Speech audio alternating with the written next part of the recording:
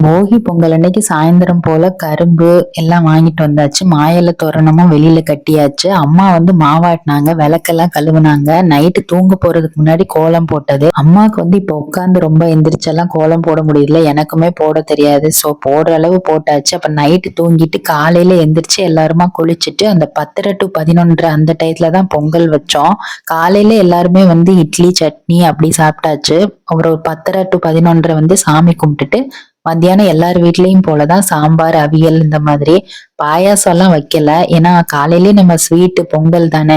அதனால பொங்கல்ல வந்து கலரே இல்ல. ஆக்சுவலா வெல்லம் எல்லாம் பார்த்தா வெள்ளை கலர்ல தான் இருக்குது. நல்லா டார்க் ப்ரௌன் இருந்தா பொங்கலும் பாக்குறதுக்கு நல்லா ப்ரௌனா நல்லா இருக்கும். நாங்க எப்பயுமே பொங்கலுக்கு வந்து தேங்காய் கடிச்சிட்டு சாப்பிடுவோம், ஏன்னா அப்ப கொஞ்சம் திகட்டாது. எத்தனை பேர் இந்த மாதிரி பொங்கலுக்கு தேங்காய் கடிச்சிட்டு சாப்பிடுவீங்கன்னு கமெண்ட்ல சொல்லுங்க.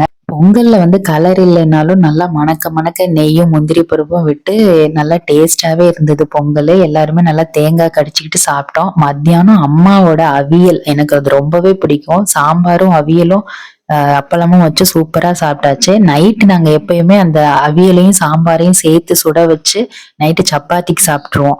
இது இப்படிதான் போச்சு எங்க வீட்டுல பொங்கல். உங்க வீட்டுல எப்படி போச்சுன்னு கமெண்ட்ல சொல்லுங்க. பாய்.